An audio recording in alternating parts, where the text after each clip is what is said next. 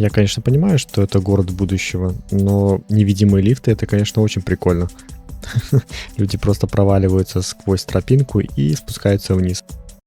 Всем привет! Сегодня я решил построить необычный город, а идею мне предложил подписчик в комментариях.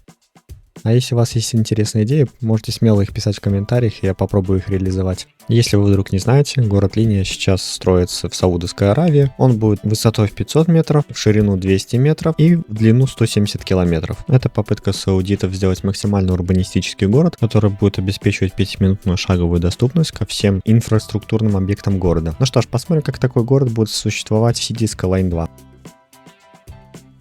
Выделяем максимально длинную территорию, которую нам позволяет только игра. Далее нам надо выровнять полностью всю поверхность.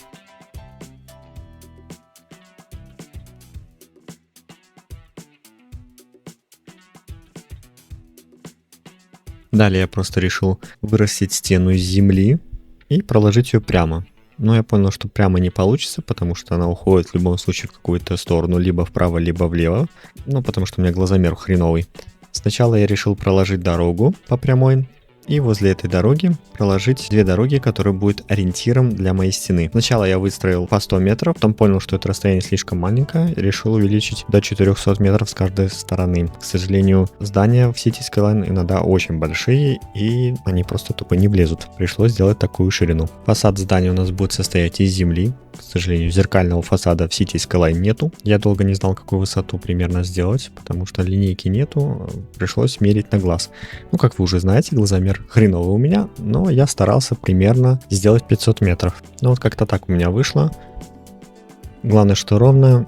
Единственное, что вряд ли здесь 500 метров, мне кажется, выше, но я уже исправлять не стал, потому что я уже намучился с этими стенами очень долго. Ну, вот такой вот первый ярус у меня получился. По трейлеру, как я посмотрел, скорее всего, там будет 3 яруса, но я решил сделать 4 яруса, чтобы все здания разместить, которые есть в City Skyline, чтобы люди были довольны. Как я понял из трейлера и из открытых источников, которые я только нашел в интернете, на первом ярусе должны быть промышленные зоны, они находятся вот здесь вот. На втором ярусе должны быть коммерческие зоны, они находятся вот здесь вот. На третьем ярусе должны быть жилые зоны. Ну, как я говорил ранее, я решил увеличить количество ярусов на 1, чтобы все уместить. Поэтому жилые зоны будут здесь, а снизу будут офисные зоны. Ну так, вот у меня получился первый ярус, то есть заезд с промышленной зоной на коммерческую зону.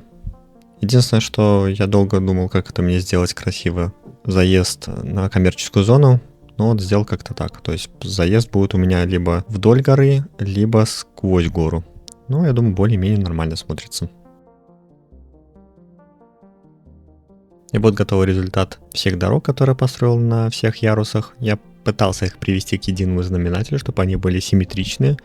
Но, к сожалению, игра не давала это сделать, поэтому немножечко они расходятся, но я старался. Также я забыл уточнить, что офисная зона и жилая зона, она сугубо будет для пешеходов. То есть я там выставил только пешеходные дорожки. Но в то же время служба доставки, такси и автобусы могут там передвигаться. Ну вот, как я и говорил, за счет того, что там только пешеходная зона, люди не едут на своих автомобилях и стараются вызвать такси, чтобы там выйти и уже дойти пешком до своего дома. Как я говорил ранее, здания в этой игре очень большие, поэтому получается вот как-то так. Да, это некрасиво, но я не знал, как это еще выиграть по-другому, поэтому получилось, как получилось. Не знаю, может я такой ненаблюдательный, но я сейчас только увидел, что есть, оказывается, мотоциклы службы доставки. Забавно очень. А еще мне очень понравился этот цвет мотоцикла. Яндекс.Доставка, ты ли это? Сколабилась City Skyline? А вот еще типичная Мурино по утрам. Столько людей ждут автобус. Если вы из Мурино, сразу извиняюсь. Ничего личного, просто это очень смешно выглядит реально. А вот здесь совсем все плохо стало. Мало того, что очередь из людей, так еще и очередь из автобусов. Жесть какая-то. Ну и хотел вам показать застроенный город. В общем-то, все нормально функционирует. Люди себя чувствуют довольно-таки прекрасно. Автобусы собирают людей с жилой зоны и перевозят в офисную зону. С офисной зоны маршрут идет в коммерческую зону, и с коммерческой зоны уже идет маршрут на промышленную зону. Там под промышленной зоной идет у меня метро, и оно развозит уже людей туда, куда им надо. То есть люди, в принципе, передвигаются без каких-либо проблем. Но в этом городе все равно есть кое-какие замечания. То есть игра, скажем так, не может справиться с мусором.